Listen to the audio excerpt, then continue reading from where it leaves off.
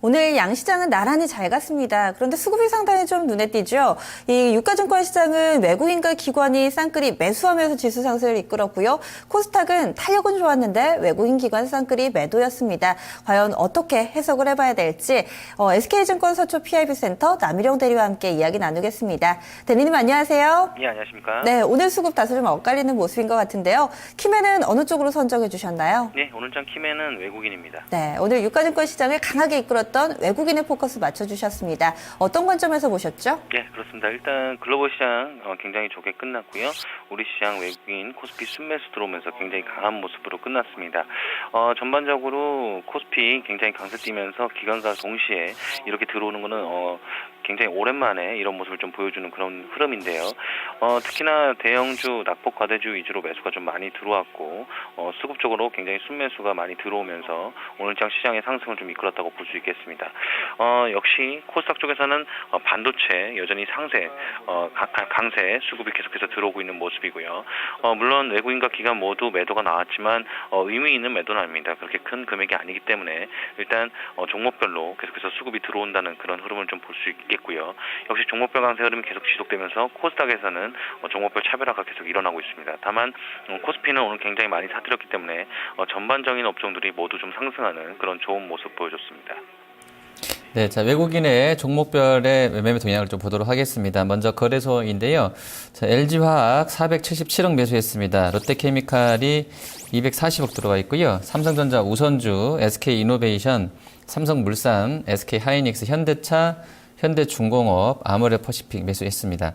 매도한 쪽은 삼성전자를 290억 매도했고요. 삼성생명이 128억, 호텔신라 KT, SK텔레콤, 대우인터내셔널, LG하우시스, 대우조선해양 매도가 됐습니다.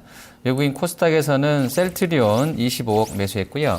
바이넥스와 인터파크 INT, 인터플렉스, ISC, 내추럴 엔도텍 매수했습니다. 서울반도체는 오늘 악재 있었는데요. 164억 정도 큰 폭의 매도가 나왔고요. 메디톡스와 컴투스, 워스템 임플란트, 웹젠, 아이센스, CJO 쇼핑까지 순매도 했습니다. 자, 외국인의 종목별 특징 살펴주시죠. 예, 오늘 외국인 종목별 흐름 좀 말씀드리면요. 코스피 쪽에서는 자동차와 금융업종을 좀 매수를 했는데요.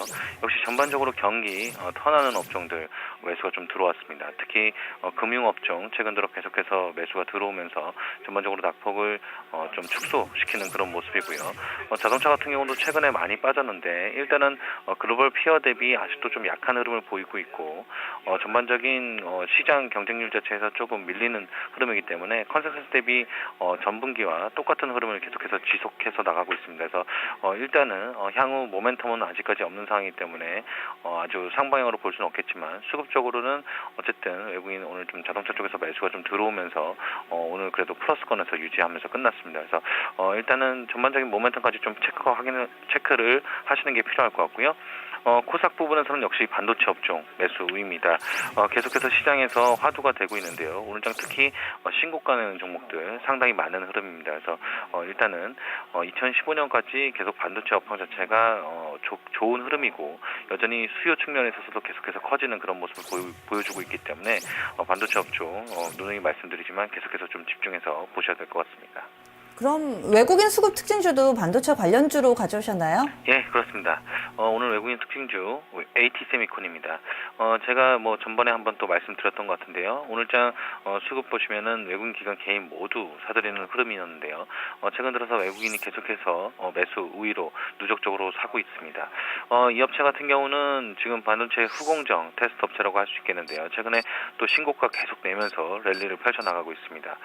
특히나 후공정에서 반도체 메모리 및 비메모리까지 모두 영위하는 그런 흐름으로 합병 이슈 때문에 다시 또 메모리와 비메모리까지 다 모두 영위하고 있기 때문에 이 업체의 상승이 상당히 눈에 띄는 그런 모습입니다. 그렇기 때문에 반도체 업황 자체가 계속해서 좋게 된다고 좀 볼 수 있겠고요. 이런 업종들이 올라가게 되면 전반적으로 반도체는 전후 공정 모두 올라갈 수 있는 흐름이 나오기 때문에 특히 소모 물량이 많은 테스트 업체들 관심 있게 좀 보셔야 될 것 같습니다. 네, 자, 다음으로는 기관의 종목별 특징을 좀 살펴보도록 할 텐데요. 먼저 매매 동향 보겠습니다. 거래소에서는 NC소프트 226억 매수했습니다. 삼성전자를 186억 샀고요. 대한항공과 현대백화점, 삼성 SDS, 아시아나항공, 네이버, 호텔신라, 코스맥스, LG디스플레이 매수했습니다.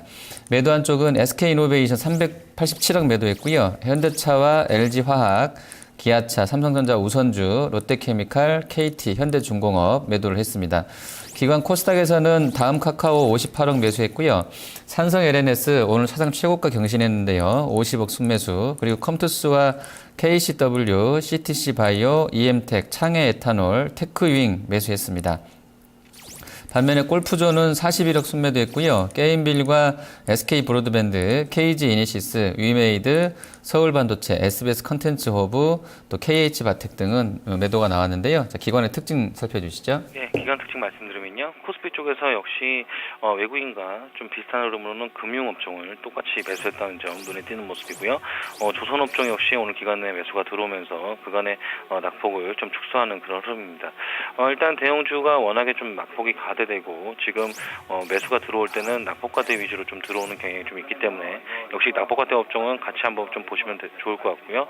특히나 화학업종도 어느덧 지금 다시 또 중간 단계까지 계속해서 올라오고 있는 그런 흐름입니다. 그렇기 때문에 일단 이들 업종이 계속해서 회복하고 있다는 점 눈여겨보시면 좀 좋을 것 같고요. 일단 전반적으로 조선업종 같은 경우는 최근에 또 많이 또 하락을 했었는데 일단 컨센서스 같은 경우는 아직 완전히 업황 자체가 개선된 건 아니지만 워낙에 낙폭과대가 좀 심했기 때문에 매수 수급이 좀 들어오는 것 같습니다. 그래서 기관 쪽에서는 조선업종 수급이 좀 들어왔고요. 자동차 외국인의 자동차와 다르게 코스피 쪽에서 기관의 조선업종 매수가 좀 들어왔다는 점 확인하시고요. 코스닥은 기관도 역시 외국인과 비슷합니다. 반도체 업종 같이 매수하면서 오늘 역시 앞서 말씀드린 대로 신고가 나는 종목들 계속해서 속출하고 있습니다. 네, 그럼 기관 수급 특징주 어떤 종목으로 골라주셨나요? 예, 역시 기관 수급 특징도 반도체입니다. 오킨스전자 한번 보시겠는데요. 얼마 전에 한번 또 말씀드렸지만 일단 기간 오늘 또 6만 4천 주가량 매수 들어오면서 오킨스전자도 지금 또 새로운 가격을 또 형성을 하고 있습니다. 최근 들어서 종가상으로 가장 세게 올라오는 그런 모습인데요. 일단 오킨스전자도 테스트 업체입니다. 아까 말씀드렸더니 소모품이 많이 나는 그런 업종의 수혜를 좀 받을 것이라고 말씀드렸었는데 반도체 버닝 테스트 장비를 좀 주 업종으로 하고 있습니다. 일단 일정의 열을 가해서 반도체가 그 열을 견딜 수 있는지 여부를 좀 테스트하는 업체라고 할 수 있겠는데요. 여러 업체가 있겠지만 오킨스전자 같은 이제 신규 상장 종목이고 특히나 지금 진입 장벽이 좀 높은데도 불구하고 기술력으로 지금 들어간 그런 회사이기 때문에 일단 향후에 흐름을 좀 보실 필요가 있겠습니다. 특히나 기간에 이런 수급이 오랜만에 또 들어왔기 때문에 전고점을 또 갱신하고 또 올라갈 수 있는 그런 흐름이 나올 것 같습니다.